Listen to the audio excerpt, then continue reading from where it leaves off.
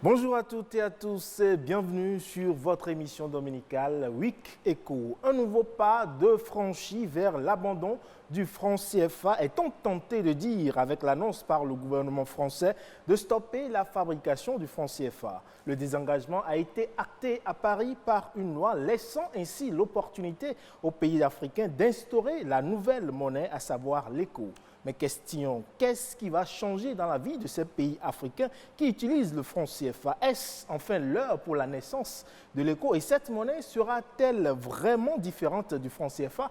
On en parlera dans le dossier de la semaine avec notre invité. Mais avant, ce sera l'instant décryptage. Alors que les pays occidentaux travaillent encore à la mise sur le marché d'un vaccin contre le coronavirus, la solution pourrait peut-être venir de l'Afrique. Tant les remèdes locaux sont vantés par les Africains qui y voient d'ailleurs leur capacité à inventer et imposer un produit 100% local. À quoi s'en tenir? Ce sera avec les confrères dans le décryptage. Et sans plus tarder, le premier arrêt que nous marquons, c'est le mini-journal à la présentation Nadège Omolade Sani.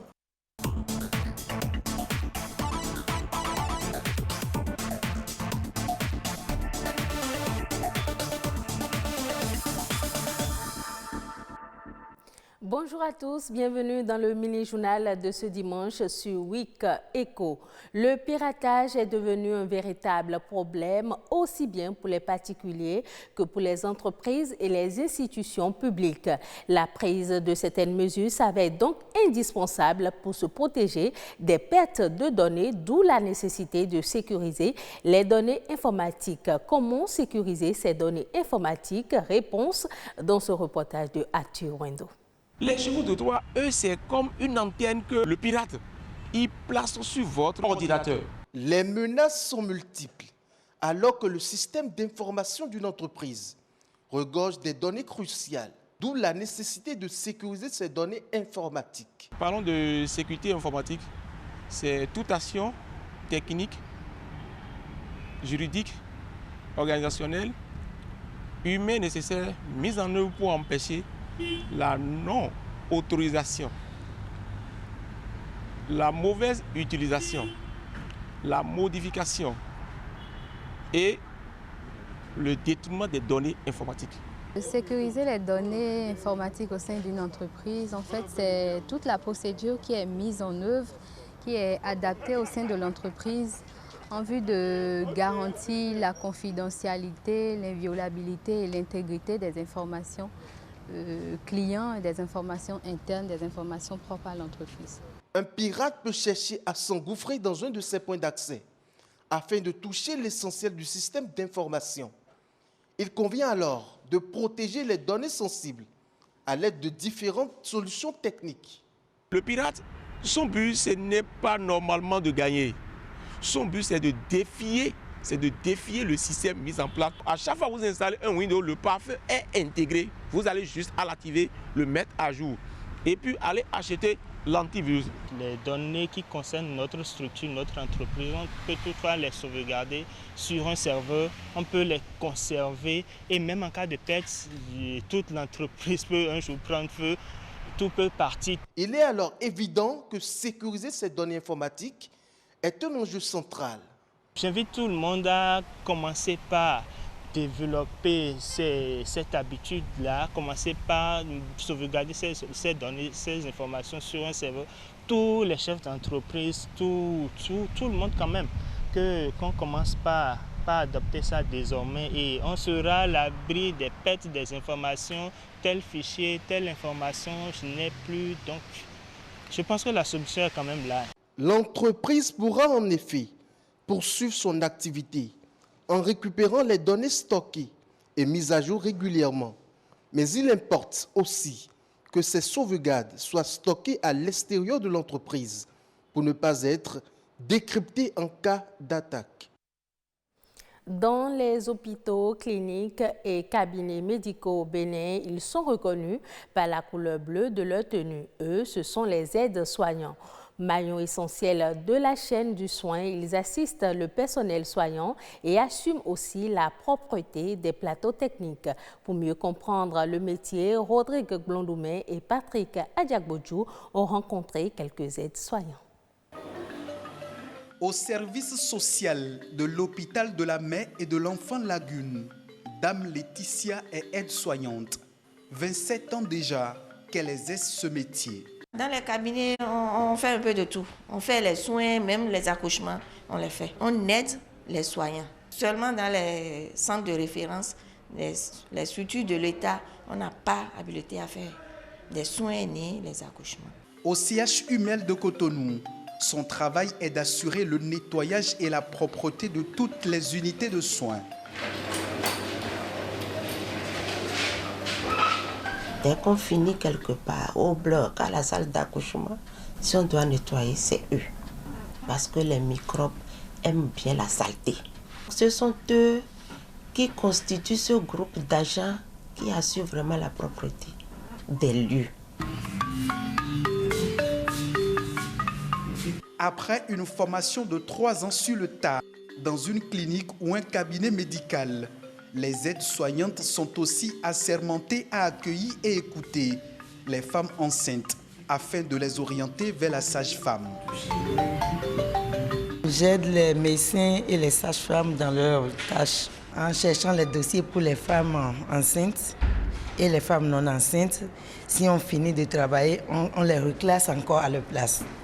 Si dans certains centres de santé, les aides-soignants ont pour rôle d'aider les patients qui sont dans l'incapacité d'assumer seuls leurs besoins primaires, dans d'autres établissements de santé, les aides-soignants assistent les médecins et sages-femmes dans tous les services de soins. Quand ils sont à la prénatale, on leur dit ce qu'ils doivent faire à la prénatale. S'ils sont aux urgences, on leur dit ce qu'ils doivent faire là-bas. S'ils sont en hospice, on doit leur dire, mais c'est des gens qui comprennent très vite. Mais il y en a qui sont dans des unités spécifiques comme le bloc. Et comme le bloc a une couleur spécifique, on peut retrouver un aide-soignant qui ne porte pas le bleu là-bas, mais le vert. Au CHU de Cotonou, il n'y a pas que les aides-soignants qui portent la blouse médicale de couleur bleue. Il y a aussi les agents d'entretien. La différence qu'il y a entre aide-soignant et l'agent d'entretien, c'est que l'agent d'entretien, c'est un agent de la cour et qui s'occupe des bureaux. Or, l'aide-soignant, lui, il travaille dans des salles d'accouchement, il fait l'entretien dans la salle d'accouchement, aux salles opératoires. Donc celui qui n'est pas dans les salles, qui est hors des salles, est agent d'entretien.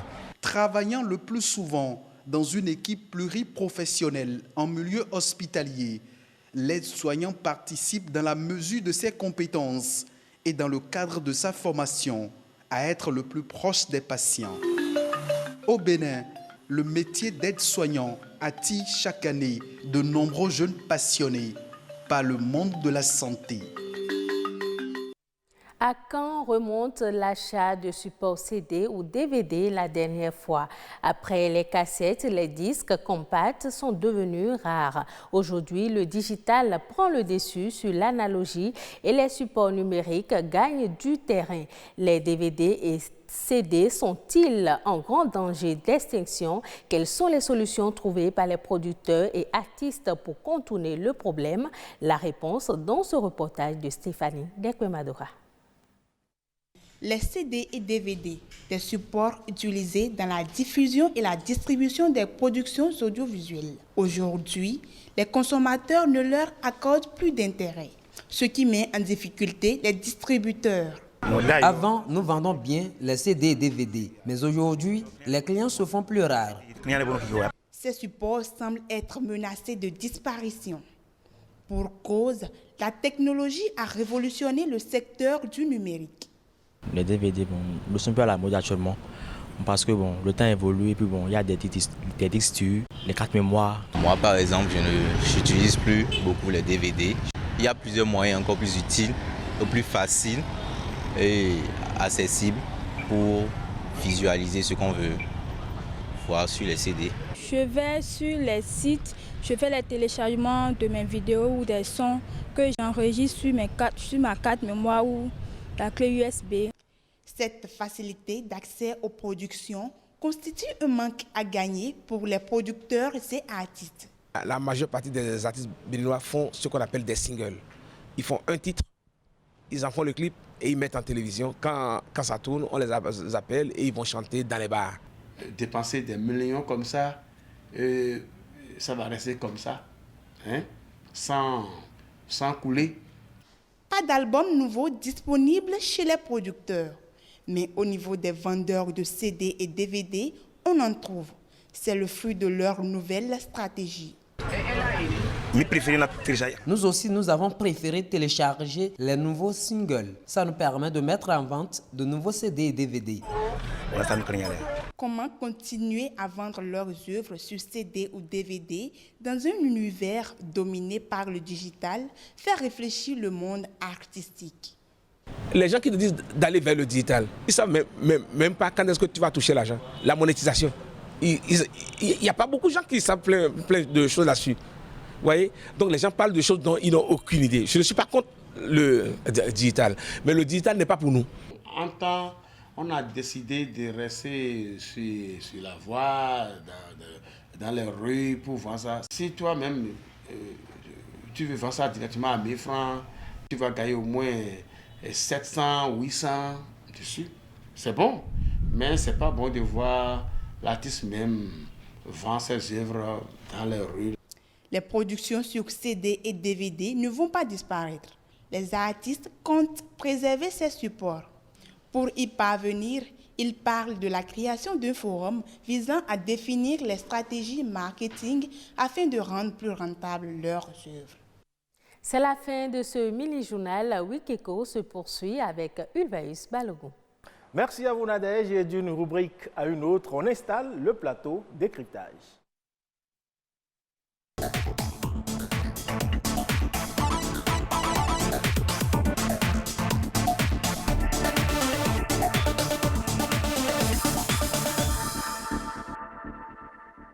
Et oui, je le disais donc, alors que le coronavirus continue de faire des ravages, diverses recherches sont conduites par des Africains pour trouver une solution adaptée à l'Afrique. Avec les confrères, on parle plutôt de la solution africaine pour combattre le coronavirus. Fréjus Serron, journaliste à Eden TV. Bonjour Fréjus. Bonjour Ulvaïs Balogun. Merci d'être là ce matin.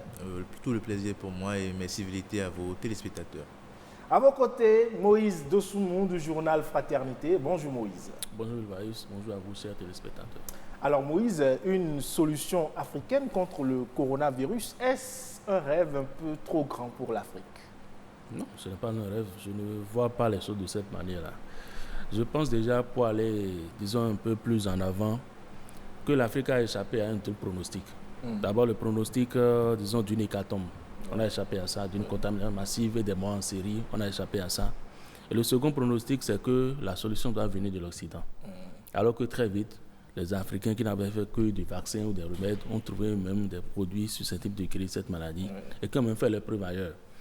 Alors les Occidentaux, face justement, disons, à cette double déchéance, se sont posés des questions. Pourquoi ces gens-là, qui on a avoué une fin certaine, ces gens inintelligents, griffes, peuvent nous surprendre de cette manière-là? Alors du coup, le lobby de l'OMS est entré en scène justement pour stopper, disons, tout élan de l'Afrique, tout élan victorieux de l'Afrique face à cette pandémie. Alors je me dis, la solution, c'est forcément nous autres. Il faut qu'on cesse un peu avec cet élan, ce complexe d'infériorité que nous avons face aux Blancs. Nous avons des choses chez nous qui marchent et qui marchent très bien. Pourquoi ne pas faire en sorte, je ne suis pas forcément, je ne dis pas qu'il faut aller sur le terrain d'un remède pour dire voilà, c'est nous. Le fait déjà qu'on ait résisté de fort bien maintenant à la pandémie, c'est déjà une victoire. Il faut qu'au-delà de ça, que chaque pays, en disant à l'interne, trouve de petits remèdes, de petites choses qui, à défaut de guérir, de stopper la maladie, ralentissent considérablement son élan et que chacun puisse l'adopter. De cette manière, nous ne serons pas dans une guerre contre l'Occident, mais chaque pays à l'interne aura trouvé des remèdes en griffe à ce mal-là et pourra justement aider sa population justement à se prémunir. Ce serait déjà un pas. Quitte à ce que le pouvoir politique, peut-être seul ou en communauté ou en région, dise non et dise À notre niveau, on a 4, 5, 6 produits qui peuvent faire l'affaire. Nous l'avons expérimenté, c'est bon. Mais à défaut de ça, qu'à l'interne au moins que des solutions soient trouvées, en dehors même de tout lobby des pharmacies et tout le reste, et que ça puisse vraiment faire son effet, qu'on sente que les populations n'ont pas été contaminées, que peut-être par hasard, celles qui l'ont été, on peut dire telle chose, et ont été guéries, et puis ça clôt le débat, à mon avis. Quoi. Alors, Fréjus, cette problématique que pose ainsi Moïse montre un peu la capacité des pays africains, qui d'ailleurs, beaucoup de pays ont commencé à trouver des remèdes qui mettent en avant. Ça montre la capacité des pays africains à se prendre en charge face à une telle pandémie. Eh bien, vous l'avez dit, Levaeus, Moïse l'a dit aussi. Je pense peut-être que c'est la Covid-19 qui révèle aujourd'hui la capacité des pays africains à faire face à certains maux. Sinon, cette capacité existait depuis. Mais la Covid-19 est venue pour révéler un peu cette capacité. Sinon, oui, voilà, l'Afrique a toujours eu un fort potentiel de riposte antivirale. Vous avez vu quand il s'est agi du VIH-Sida un peu en Afrique du Sud, même au Bénin, il y a eu des remèdes locaux pour faire face au VIH et à bien d'autres maux, face au paludisme, etc., à d'autres maux. Il y a eu des remèdes locaux jamais plébiscités, reconnus par l'Organisation mondiale de la santé et autres. Mais il a fallu aujourd'hui la Covid-19 pour montrer que les Africains sont aussi capables de prendre en charge leur destin sanitaire.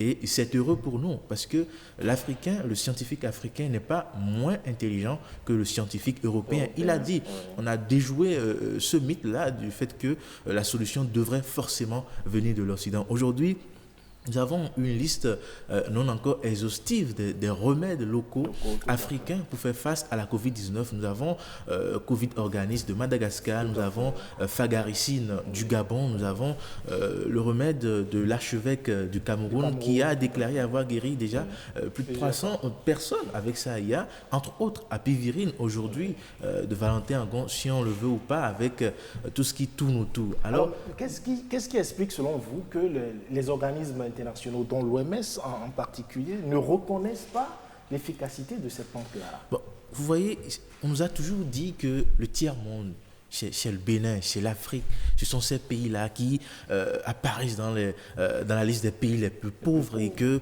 l'Occident, l'Hexagone, le Pentagone sont les pays les plus développés. Mais comment se fait-il qu'un mal aujourd'hui frappe autant ces pays, France, l'Italie, on ramasse les morts dans les rues et que ce pays du tiers-monde, ces pays-là arrivent à tenir et que la solution vienne de... C'est pas imaginable, c'est pas imaginable.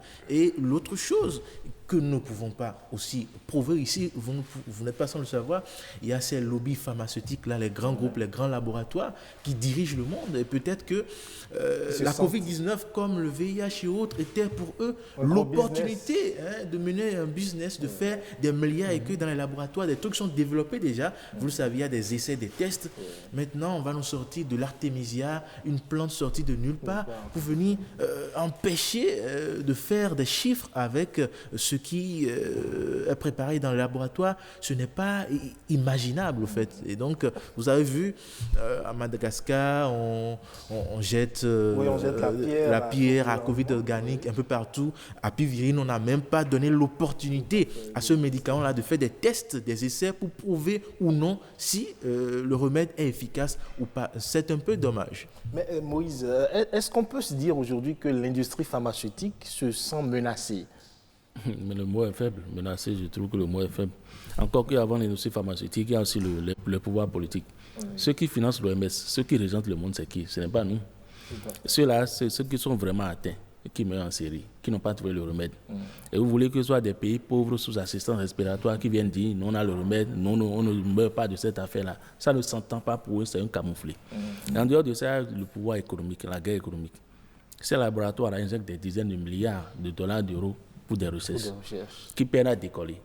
Alors que si sans rien, c'est des plantes qu'on trouve à terre un peu partout, qu'on néglige même ici, qui font l'affaire. Comment pouvez-vous accepter que ces gens-là, justement, disent on va prendre cette affaire-là et valider, dire que ça marche? Qu'est-ce qu'ils gagnent de leur côté? Ils ont déjà connu la honte, la double honte. Pourquoi devraient-ils chercher encore nos remèdes pour dire voilà, ça marche? Ils ne veulent pas connaître la déchéance. Ce n'est pas imaginable pour eux. N'oubliez pas que partout on parle de l'argent, la convoitise est tellement énorme que tous les sens sont décuplés. On veut montrer que c'est moi. c'est moi qui vais gagner ici, c'est moi qui fais ça.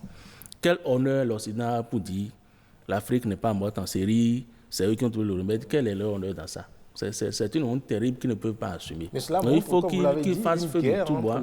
Oui, mais voyez la posture de l'OMS par rapport à cette affaire-là. Qui finance l'OMS? Ce n'est pas nous. Oui. Voyez toute la polémique liée justement à la stratégie de l'OMS, à la titre de l'OMS face à la pandémie. Ils ne peuvent jamais permettre à l'OMS justement de montrer à la face du monde que c'est l'Afrique qui a la solution. Ce n'est pas possible, ce n'est pas imaginable. Et de l'autre côté, il n'y a pas le Madagascar. Qu'est-ce que nous faisons ici sur le plan politique pour montrer que nous pouvons faire face à cette pandémie et même pour être la solution du monde? Qu'est-ce qu'on fait, nous? La plupart de nos gouvernements, qu'est-ce qu'ils ont fait? Ils n'ont fait qu'adopter les remèdes des autres qui ont montré leurs limites. Et même les remèdes qu'on dit, disons, qui ont fait les preuves, maintenant on vient encore en arrière pour dire que ça ne marche pas, que ça. Alors qu'on a des solutions aussi. Nos gouvernants, nos dirigeants, là, à défaut de se lever sur la selle comme le Madagascar l'a fait, en communauté, qu'est-ce qu'ils font pour révéler nos savoir-faire? Rien du tout. Oui, au contraire, c'est nos pauvres sous qu'ils envoient encore à ces films-là pour acheter leurs prétendus remèdes pour nous soigner. Ça ne s'entend pas. Ce qui est d'ailleurs incompréhensible, c'est que justement en parlant du remède de Madagascar, on a pu constater que certaines recherches ont été faites au Sénégal qui ont validé le Covid organique. Ce qui veut dire que d'une façon ou d'une autre, on est tous d'accord que ça permet tout au moins de prévenir le mal. Au-delà de la prévention, c'est le volet curatif qui m'intéresse. Même l'artémisia, c'est un peu partout en Afrique. Ici, qu'est-ce qu'on a fait au Bénin? C'est juste pour soigner le palu. Et même, il y a même des recherches qui ont prouvé que quand vous faites face au paludisme pendant longtemps, il faut avoir une terreur des anticorps contre ce virus-là. C'est ça qui explique en partie le fait que l'Afrique n'ait pas été aussi mortellement touchée. Mais pourquoi on ne valorise pas tout ça? Pas forcément pour faire front au niveau des... On ne dit pas de prendre ça et d'aller le vendre. Et tout au moins promouvoir ça ici, qui est un peu comme un déclic, une prise de conscience qui nous valorise, qui nous sorte un peu de ce complexe d'infériorité. Nous aussi, nous pouvons quelque chose. Là où les grands de ce monde ont trébuché, sont tombés, on a pu se relever. C'est dire quelque chose, au moins promouvoir ça au plan africain. Et oublier un peu les autres, quitte à ce qu'ils viennent chercher ou pas. Mais pourquoi même ici, on ne fait pas en sorte de montrer nos intellectuels, nos tradithérapeutes se mettre ensemble pour valoriser nos savoir-faire, nos savoirs endogènes? Pourquoi est-ce qu'on ne le fait pas? Tout au moins sur le plan du continent. Au-delà, cela pose également le problème de la recherche scientifique. On a des cadres qui sont à l'université, mais qui apparemment ne font pas les recherches qu'il faut pour permettre... Beaucoup de personnes que nos chercheurs m'excusent, mais beaucoup de personnes ne sont pas d'accord avec moi, mais je l'ai toujours dit, la recherche en Afrique, elle a toujours été de non. Pour moi, parce que pas forcément de la faute des chercheurs, mais quel est le budget alloué à la recherche en Afrique?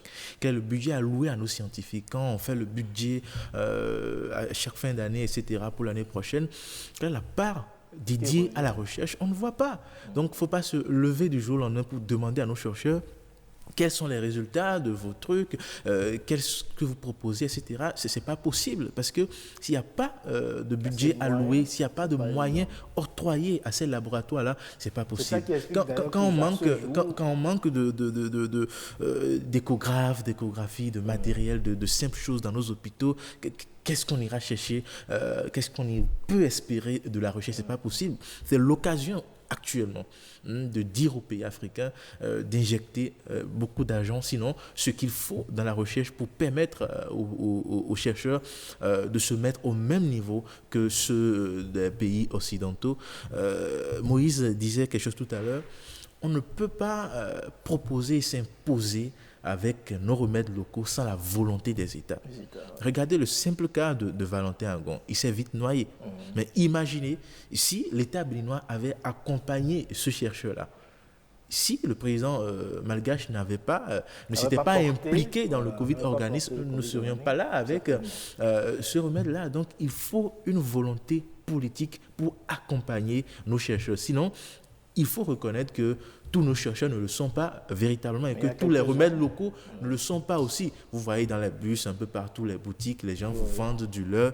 Ce médicament peut guérir 20, voilà, etc., etc. Et quand vous prenez ça, c'est pour vous retrouver après au CNHU en dialyse et autres. Il y a des faux dedans.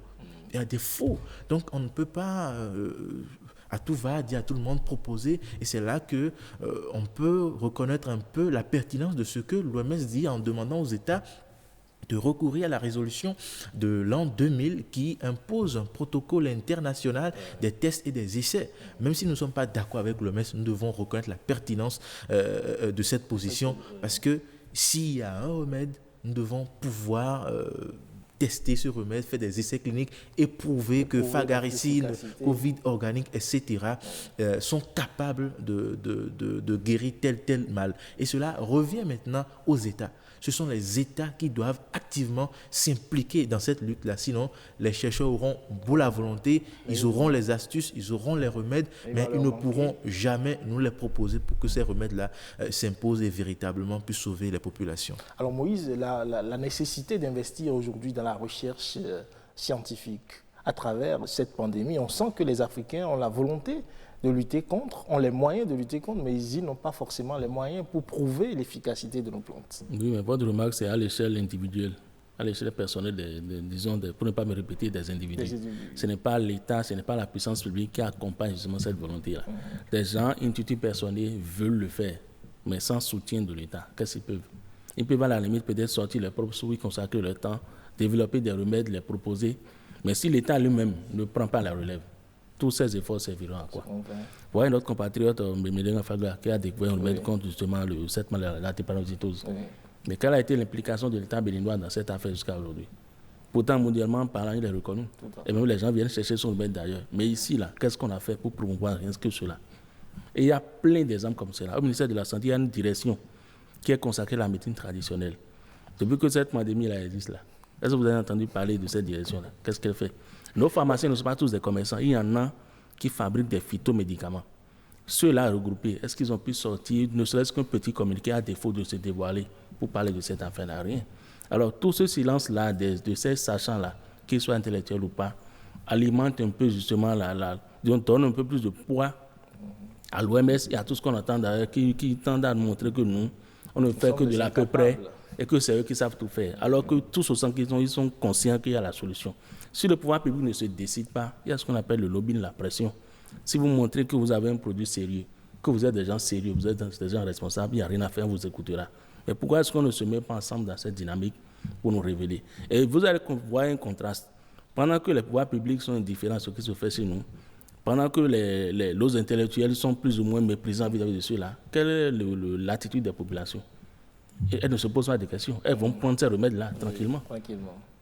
Il y a ce terreau-là qui est favorable à ça. C'est juste de l'exploiter et puis ça prend. Un peu plus conscientes des enjeux. Pas conscientes, elles savent que c'est efficace. Elles font l'expérience tous les jours de leur vie. Il suffit juste d'y aller. Ceux qui savent au-delà des populations, même des autorités, outre les frontières du Bénin, qui ont combattu certains remèdes, sont les premiers à aller chercher ces remèdes-là et à les utiliser. Donc, il y a une sorte d'hypocrisie, de méchanceté, ou bien c'est comme s'il y a un fort lobby qui empêche les États de véritablement s'engager sur ce chemin. Et c'est normal. Quand les États sont déjà assez faibles et pour continuer à exister, sont obligés de se mettre dans le marché financier, prêt sur prêt, etc. Et que ces groupes-là, ces laboratoires maîtrisent ces marchés financiers-là, il est vite fait de vous menacer. Si vous accompagnez cette initiative, nous ferons trop de vous asphyxier sur le plan financier. Et aucun État n'est prêt à subir ces conséquences-là et plan. On ne s'engage pas sur le soutien de ces initiatives. On prend ces remèdes pour soi et sa famille, mais on dit à la population, on communique, ne prenez pas ça, c'est dangereux, pour contenter ces lobbies, ces groupes pharmaceutiques et ces laboratoires, au détriment de la santé des populations. Mais c'est difficile de sortir de ces lobbies-là, en tout cas de sortir du joug de ces lobbies-là. Non, ça coûte quelque chose. Il faut être prêt à payer le prix, et seul un leader est prêt à payer ce prix-là. Vous ne pouvez pas nous dire que le président malgache n'a pas été menacé. Il a été dit qu'il a été menacé. Il a été dit que des actions sont menées contre lui et contre son gouvernement, contre son État. Mais il a pesé le pour, le contre et son leadership l'a emporté. Et donc, quand vous n'avez pas de leader à la tête des États, quand vous avez des parvenus, quand vous avez des gens qui, par la faute des choses, par des miracles et autres, sont arrivés à la tête des États et qui n'ont pas de leadership, franchement, ils sont capables de sacrifier la santé et le bien-être des populations spéculation pour quelques dollars, pour quelques prêts sur le marché financier. Donc, franchement, il faut du leadership, il faut de la volonté politique pour véritablement accompagner ces initiatives-là au plan local. Alors Moïse, leadership, prise de conscience des autorités pour faire face à ces lobbies-là qui sont assez contraires. Oui, mais moi je prône plutôt un leadership au plan communautaire, pas forcément au plan national, mais au plan interne. Ça va mettre du temps. Et ça peut, cet élan peut être très vite ébranlé et puis bon, on va oublier ça. Mais si c'est une communauté plus ou moins forte qui défend cette affaire et qui se l'approprie, je suis certain que ça va produire plus d'effets que ça. Alors que les espaces communautaires existent. Ils ont fait plus ou moins les preuves. Il suffit juste de passer par ce canal, de toucher peut-être 3, 4, 5 chefs d'État qui sont d'accord et qui portent ce plaidoyer-là. Et progressivement, je pense que plus ou moins les gens vont entrer dans les rangs. Mais à l'échelle d'un pays, je ne suis pas sûr que ça fasse vraiment boule de neige comme on aurait souhaité. Avant que l'espace communautaire ne puisse prendre, il faut déjà qu'individuellement, au niveau des États, ils puissent avoir des leaders assez forts pour adhérer à cette initiative des communautés. Il faut que 3, 4, 5 leaders portent le projet. Oui. S'ils ne sont pas assez forts, s'ils ne sont pas assez conscients, ils seront vite fragilisés. Prenons le cas de l'ECO. Il a suffi que Alassane Ouattara à une réunion à l'extérieur pour vite fragiliser la monnaie ECO, pour que naisse une autre monnaie CFA. Est-ce qu'on peut dire que l'OMS est l'ennemi de l'Afrique à travers cette crise pandémique-là, cette Covid-19? Non, l'OMS parce que l'OMS, on est tous d'accord que l'OMS nie aujourd'hui l'efficacité des plantes. L'OMS est l'ami de ses partenaires. L'OMS est l'ami de ses partenaires, l'ami de ses financiers. Ça aurait même été la France qui aurait proposé Covid organisme. Peut-être que l'OMS ne serait pas d'accord parce que les lobbies seraient en train de mettre la pression sur l'OMS. C'est celui qui est derrière l'OMS, ceux qui sont derrière l'OMS, qui financent l'OMS et qui n'ont pas intérêt à voir émerger ces remèdes-là. C'est ceux-là que nous devons regarder. Parce que même la chloroquine, ça n'a pas été facile. La chloroquine que nous avons consommée ici toute notre vie, de l'enfance jusqu'à maintenant, nous n'avons rien eu, qui nous ont envoyé en quantité. Aujourd'hui, la chloroquine fait ses preuves à Marseille quelque part et l'OMS et d'autres organismes sautent pour dire non. Il y a des études qui sont apparues dans l'ANSEE, la publication, pour dire que la chloroquine est dangereuse. Mais on nous a toujours envoyé la chloroquine. Donc finalement, c'est comme s'il y a un nouvel ordre mondial derrière la Covid-19. Il y a quelque chose, un plan que ces remèdes locaux et la chloroquine viennent perturber. Et donc nous ne voyons pas encore clairement ce qui est derrière la Covid-19. C'est comme si c'est un plan savamment orchestré pour obtenir des résultats et que, bon, heureusement ou malheureusement, il y a la chloroquine du professeur Didier Raoult, il y a Covid organisme et autres qui viennent perturber ces plans-là, de ramasser plusieurs morts et de lancer un nouvel ordre mondial. Un plan pour bousculer le nouvel ordre mondial, comme le dirait Fréjus. Ce n'est pas forcément faux. Moi, je ne riais pas encore jusque-là. J'attends de voir ce que ça va donner. Mais ce qui est certain, il y a des lobbies très puissants qui sont en marche et qui veulent s'imposer, mais qui pour l'instant n'y arrivent pas encore. On attend de voir ce que ça va donner. Merci beaucoup à vous, chers confrères. Moïse Oussoumou du journal Fraternité, merci d'être passé ce matin. Fréjus Serlan, journaliste à Eden TV, merci d'être passé ce matin. Merci, Vice-Paul. Merci à vous également, chers téléspectateurs. On installe le dossier de la semaine.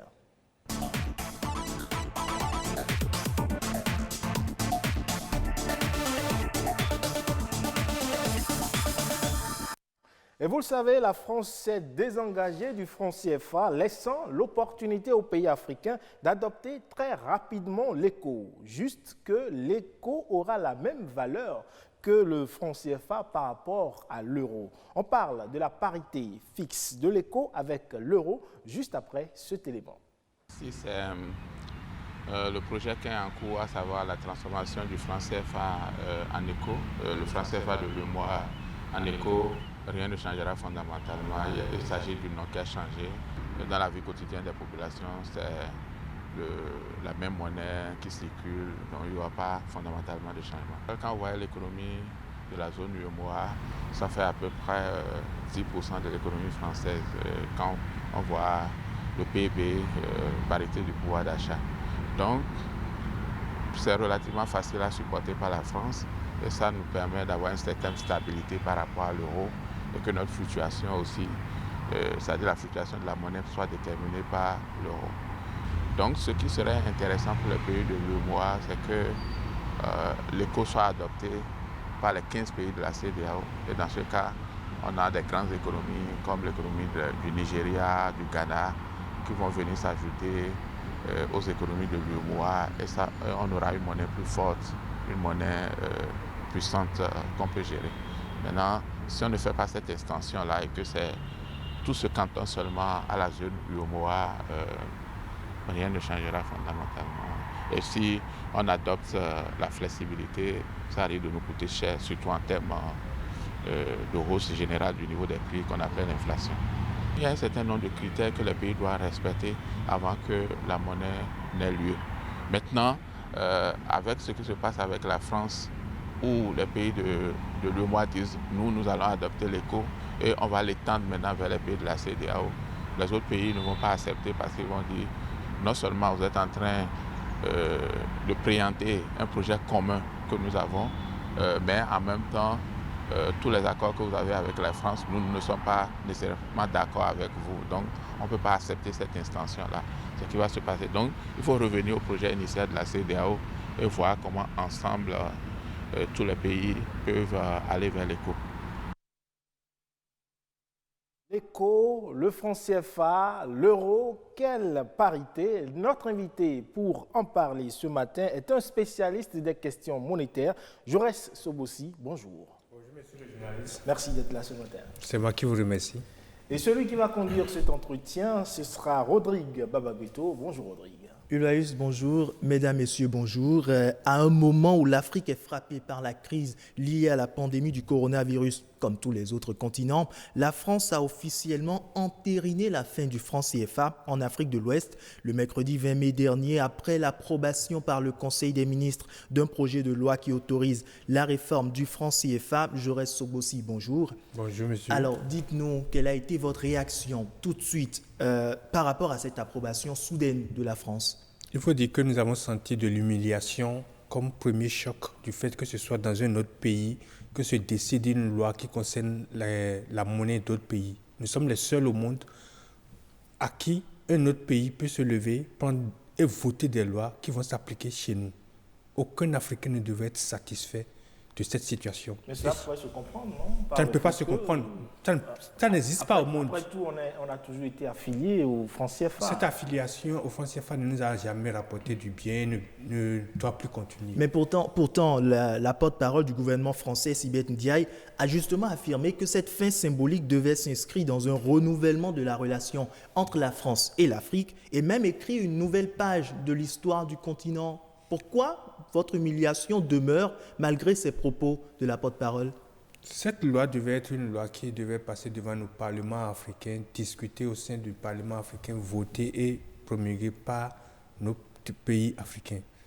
Le symbole est tellement fort que même dans 50 ans, dans 100 ans, il va rester dans l'histoire que ce soit la France qui ait pris une loi pour que l'éco circule en Afrique. Ce n'est pas acceptable. Nous avons été à l'école, nous avons compris le monde avec les questions de géostratégie, de développement. Aujourd'hui, aucun autre pays au monde ne peut accepter que la loi monétaire en vigueur chez lui soit prise dans un autre pays. Mais ce n'est pas tout à fait cela. La France a décidé de couper les ponts en réalité. Le Madagascar était dans le franc CFA et le Madagascar a quitté le franc CFA. Si vous faites vos recherches pour savoir la méthode que le Madagascar a utilisée, c'est que les Malgaches sont allés en France pour négocier la rupture de cette coopération avec la France. Mais les discussions lambinant, la délégation malgache est juste rentrée au Madagascar, introduit une loi au Parlement malgache, voté la loi, mise en circulation de leur monnaie, point barre. Si la France est informée, tant mieux. Si elle n'est pas informée, il n'y a pas de problème. Mais au fond, en tant qu'Africain, à quoi est-ce que vous vous attendiez concrètement? Nous nous attendions concrètement à ce que je suis en train de dire là, que ce soit nos pays qui prennent cette loi, discutent de cette loi par rapport aux besoins de nos populations, surtout les besoins de développement, les besoins d'industrialisation. Cela a été fait par les chefs d'État, par des économistes qui ont Aucun parlement africain n'a été consulté sur cette question monétaire. Or, la question monétaire est une question qui relève de la souveraineté populaire. C'est le peuple qui utilise la monnaie, qui décide de sa monnaie.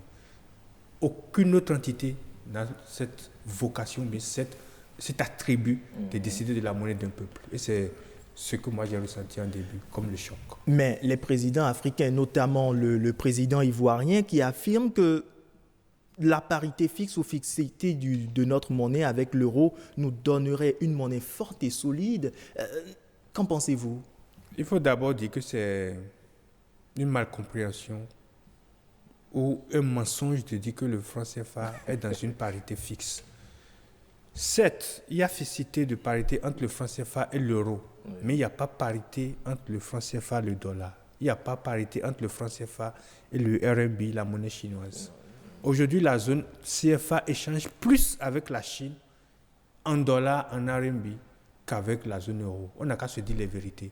Cette fixité entre l'euro et le franc CFA qui va devenir éco n'arrange pas la population africaine aujourd'hui.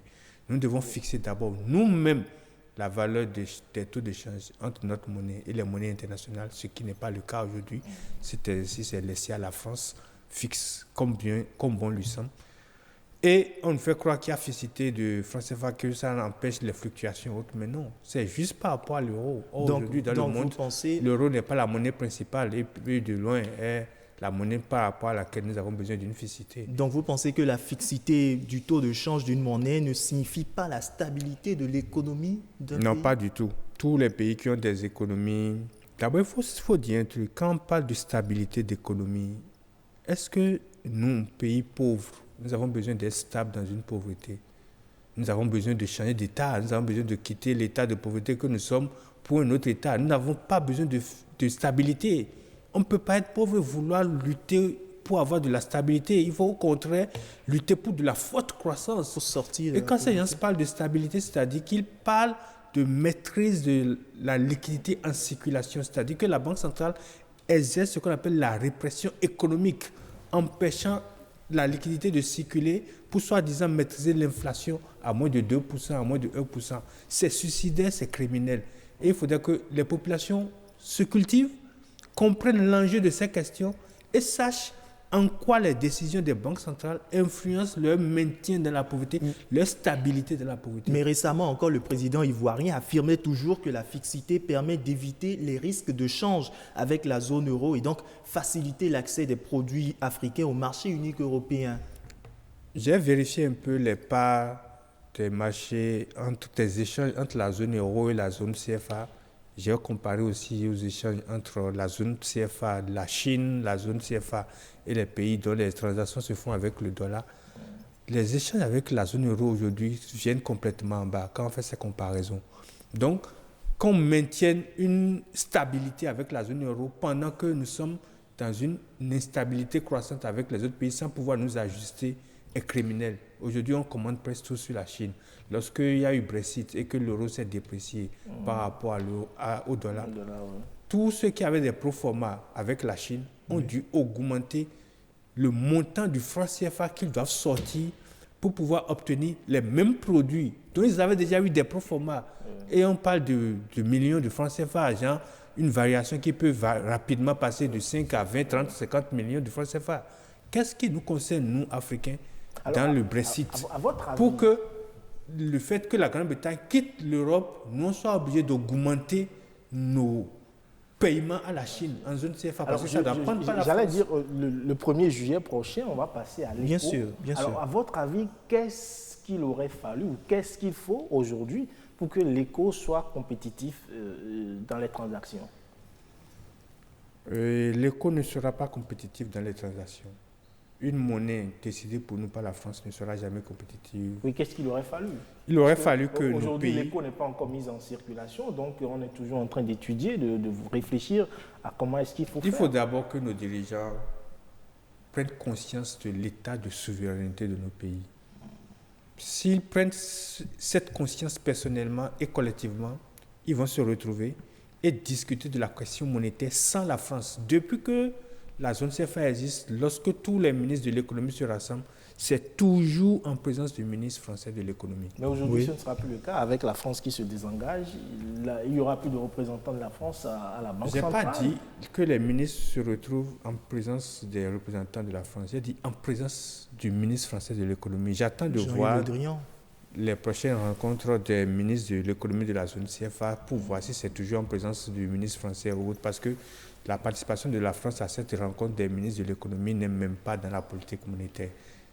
ça se fait d'habitude, ça a été maintenu d'habitude. Encore que, lorsque vous parlez du retrait des Français des instances de gestion de la question monétaire, une clause de la nouvelle loi stipule qu'il y aura un représentant, on n'a pas dit son pays, mais tout le monde sait que ce serait un Français. Oui, bon, là vous spéculez un peu. Tout le monde sait, parce que les conditions établies dans les clauses, on dit que ce représentant doit avoir la maîtrise de la zone euro. Bon, peut-être ils vont prendre des Allemands. Il y a des Africains qui ont la maîtrise de la zone euro. Ou bien ils vont prendre des Italiens, on va voir. Donc selon vous, l'éco tel que approuvé par la France, si on devrait continuer sur cette même lancée, ne changerait vraiment rien à l'Afrique? Je suis catégorique dessus, ça ne changera rien. Nous sommes dans une situation où le chômage, la pauvreté, la souffrance constituent notre train quotidien. Pour mettre fin à la pauvreté, au chômage et à la souffrance, il faut créer des emplois. Pour créer des emplois, il faut créer des entreprises, surtout des entreprises de production industrielle qui vont transformer nos matières premières sur place ou bien en importer des matières premières si nous en avons besoin, produire de la richesse et créer ainsi donc des emplois décents, bien payés, où les proportions de paiement peuvent être comparées aux proportions de paiement dans la zone euro, à savoir un SMIC d'environ 1 500 €, c'est-à-dire environ 800 000 francs CFA. Même si on ne va pas tout de suite aller à ce niveau. Déjà, même un SMIC de 300 000 francs, l'équivalent de 300 000 francs, $600, c'est déjà suffisant pour qu'une bonne partie de la population ici puisse vivre dignement. Mais pour créer ces entreprises, il faut de l'argent. Et pour avoir cet argent, il faut ce qu'on appelle les crédits bancaires, les prêts bancaires. Bien sûr. Et c'est à ce niveau-là que la politique monétaire de la Banque centrale intervient actuellement, c'est-à-dire celle écrite par la France pour nous, pour bloquer l'accès des populations et des porteurs de projets aux ressources bancaires. Quoi faisant en disant que pour un projet bancaire, vous devez avoir une garantie immobilière, titre foncier notamment, qui couvre 120% du montant que vous demandez, sachant bien que la proportion des terres en Afrique qui ont de titres fonciers est une proportion très infime. Et en plus, on vous demande de faire... Au Bénin, aujourd'hui, on travaille à avoir un cadastre national. C'est déjà un effort. Justement, ce n'est pas fini. On vous demande de faire un apport personnel à hauteur d'environ 20, 30, 40%. Si vous voulez faire une industrie de production de seringues, un truc très basique dont l'utilisation est unique et dont le chiffre d'affaires est l'un de ce que vous pouvez imaginer, vous vaudra peut-être 2 milliards de francs CFA pour démarrer. Mais si on vous demande d'amener 20% de 2 milliards de francs CFA, vous vous retrouvez à 400 millions, un montant que vous ne trouverez presque jamais pour la grande partie des populations des jeunes Africains. Ce qui fait que nous tournons en rond, nous importons toujours. Et chez nous, ce sont les sociétés étrangères qui obtiennent des crédits dans leur pays, viennent chez nous, on met la caméra sur eux, on applaudit les investisseurs, soi-disant étrangers, qui exploitent notre main-d'œuvre sous-payée avec ce que nous connaissons comme SMIC ici, font des profits et rapatrient tous leurs profits dans leur pays, creusant encore plus le problème de fuite des capitaux et nous appauvissant encore plus. Mais en quoi est-ce que ce que vous dites là concerne la monnaie? Parce que, justement, parce que c'est la Banque centrale qui fixe ce qu'on appelle le ratio crédit-PIB. C'est la Banque centrale qui décide du volume des prêts à être accordés annuellement aux entreprises, aux porteurs de projets. Est-ce que c'est ce qui explique? Allez-y. C'est fixé à 23%. 23%. Au Bénin, en 2018, nous avons même fait 16%. C'est-à-dire la moyenne de 23% est pour la zone CFA en général, pendant que la Côte d'Ivoire va peut-être jusqu'à 29%, 30%, et que le Sénégal peut aller peut-être à 33%, 34%. Nous sommes à 16%. C'est-à-dire, une fois que cette enveloppe est fixée, quoi qu'en soit l'engagement de la jeunesse, quoi qu'en soit le dévouement des gens, il va arriver à un niveau donné qu'on ne pourra pas leur faire des prêts. Mais est-ce la raison pour laquelle certains pays de la CEDEAO sont pratiquement hostiles à l'éco tel que approuvé par la France? La principale raison pour laquelle les pays de la CEDEAO, anglophones notamment, sont hostiles à cette proposition éco-française, c'est que ces pays ont déjà atteint un niveau de maturité dans la souveraineté qui fait qu'ils ne seront jamais d'accord d'être dans une monnaie pilotée par la France d'aucune manière que ce soit. De la façon dont ça ne vous dérange pas que ce soit en France qu'on prenne une loi concernant votre maintenant. Ces populations, ces dirigeants, eux sont déjà à un niveau où ils n'accepteront jamais que la monnaie qui sera en circulation dans leur pays soit débattue par le Parlement d'un autre pays et que ce soit le gouvernement de ce pays qui prenne une loi. On sait que le Ghana, par exemple, a donné un avis favorable. Dans un premier temps, le Ghana a donné un avis favorable par rapport à la question de l'éco. Mais après avoir vu les détails, après avoir compris les soubassements et puis les jeux français qui sont dans cette monnaie, le Ghana s'est allié sur la position des pays anglophones de la CEDEAO pour catégoriquement rejeter ce projet que je sais que ni demain ni dans 1000 ans, ils n'adhéreront. Quoi qu'en soit ce que nous ferons. À quoi est-ce que l'on court alors? Voilà. Quelles vont concrètement être les conséquences? Les conséquences de cette monnaie telle que pilotée par la France, c'est que la pauvreté va continuer chez nous, le chômage va continuer, il n'y aura pas d'entreprise pour offrir des emplois aux jeunes. On va demander à certains jeunes d'aller faire de l'auto-emploi, de Les États l'entrepreneuriat. ouest-africains seront-ils obligés de toujours payer 50% aux réserves de change au Trésor public français? Ça, c'est encore un autre aspect de la chose qui n'impacte en rien la vie des populations africaines.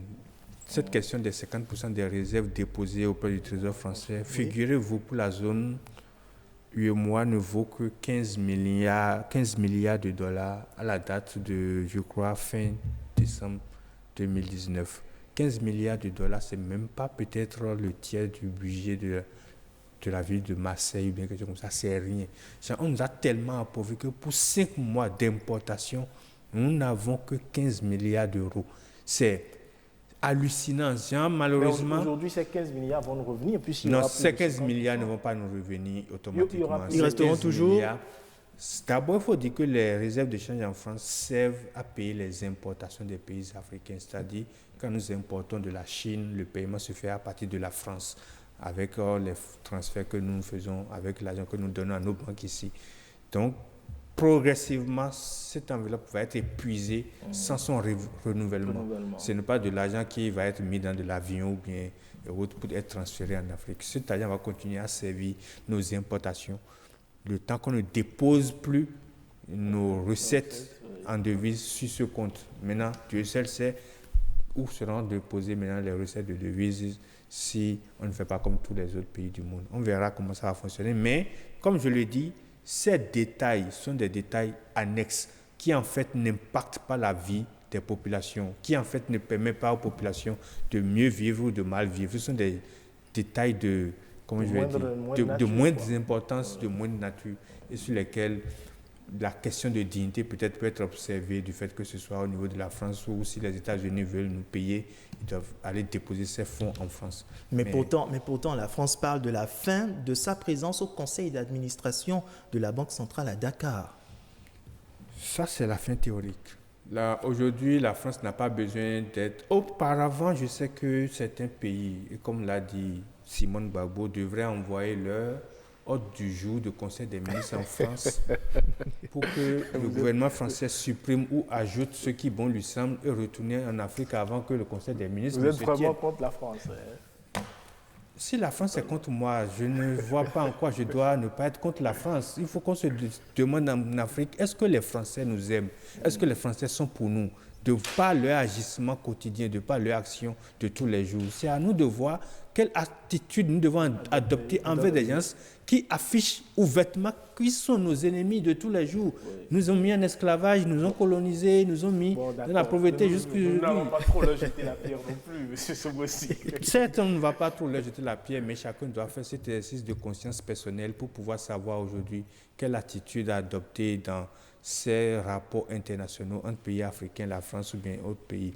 La jeunesse aujourd'hui est catégoriquement dans l'optique d'une souveraineté intégrale, totale, pour que les décisions prises par nos pays puissent avantager les populations de ces pays qui sont aujourd'hui dans une idée, dans une logique de mieux vivre au jour le jour. Qu'on le veuille ou non, les choses vont changer. On vous aura compris, Jaurès Sobossi, merci d'avoir accepté notre invitation sur ce plateau. Alors, on retient essentiellement de vos propos que seule une grande rupture avec la création d'une monnaie souveraine, véritable écho de la CEDEAO, telle qu'elle a été envisagée par les chefs d'État et de gouvernement, pourra ouvrir les voies à un véritable développement et une émergence méritée. C'est bien ça? Pas vraiment, parce que avec l'organisation de la société civile que je dirige, nous avons toujours milité pour que les 15 pays utilisant le franc CFA ne soient pas divisés, restent ensemble, créent une monnaie purement africaine et gèrent cette monnaie ensemble. Très bien. Pour le moment, c'est très utopique de croire que Ghana, Nigeria et les pays francophones auront une monnaie. Ça n'a pas marché depuis la création de la CEDEAO en 1983, ça a été repoussé. Et si on veut nécessairement atteindre cet objectif, on va toujours repousser parce que les Nigériens sont déjà dans un pas de danse très différent du pas de danse des francophones. C'est à nous de nous mettre ensemble, de rester ensemble, une fois déjà que la zone CFA nous a maintenus ensemble, de créer ce dynamisme au sein de la population CFA qui aura une certaine émancipation avant de pouvoir envisager fonctionner. C'est désormais bien clair, il faut que les pays africains restent unis alors. Merci les pays africains zone CFA tout au moins. Merci à vous, M. Soussi. C'est moi qui vous remercie. Rodrigue Babaguito. C'est un plaisir. Ce sera tout pour Week Echo de ce dimanche. Vous pouvez retrouver l'émission en nouvelle diffusion demain lundi à 11h, mais également sur la chaîne YouTube de l'ORTB. Merci à vous. À très bientôt.